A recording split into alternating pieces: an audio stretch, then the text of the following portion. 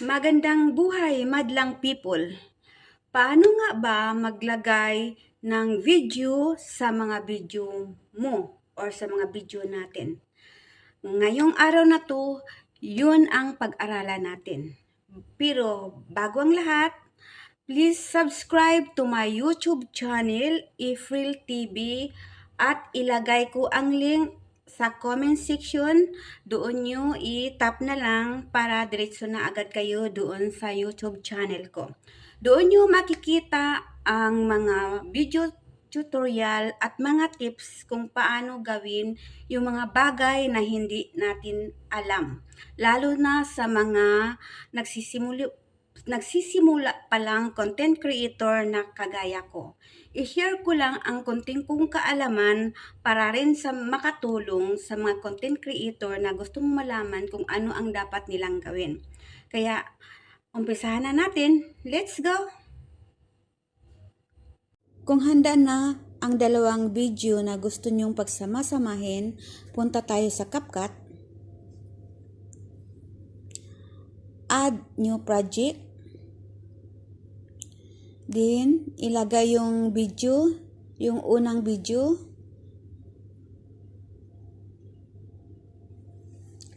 Tap add. At tingnan mo na. Hello, madlang people. Then, pagkatapos niya guys, ilagay yung pangalawang video. Add overlay. Tap overlay. Then, add overlay. Then, kunyari, si Miming ang ilagay natin. Then, tap add.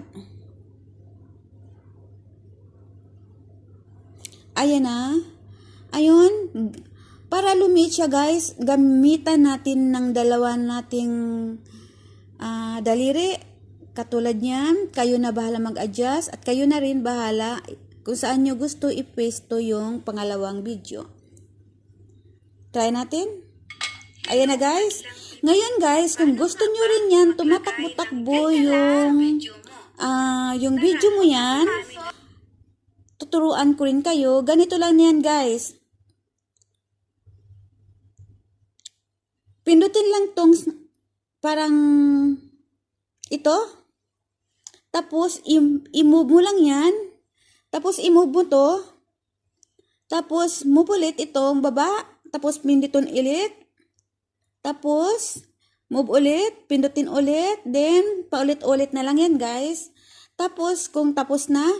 Teka lang. Sa video mo. Tara, huwag kang pumasok. Tapos guys, fast forward tayo para mas mabilis.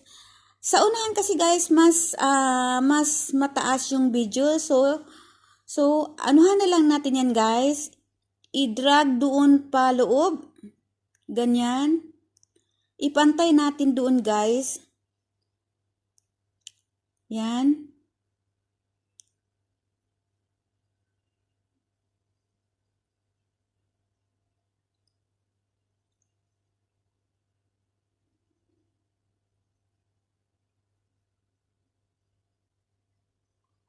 Pantay na guys. Ngayon guys, so tapos na siya. Tapos, meron pa tayong gawin para hindi tayo violation. So, tanggalin natin si CapCut at i-delete natin yan. Tingnan muna natin guys. Hello, madlang people. Paano nga ba maglagay ng video sa video mo? Tara, huwag kang pumasok. Alamin natin. But before that, please subscribe to my YouTube channel. Ayan na guys. Yun lang. Sana makatulong. At i-ano lang natin guys. I-export na lang natin. Hintayin na matapos na maging 100% ang exporting niya. Then, pwede mo na yan siya i-share kung saan nyo gustong i-share or sa done. Then guys, punta tayo doon sa gallery natin. Tingnan natin kung okay na ba yun. Ito na ba yun? Madlang people, paano nga ba maglagay ng video sa video mo? Tara, huwag kang pumasok. Alamin natin. Ayan na guys, yun lang guys. Sana Hello, makatulong. madlang people.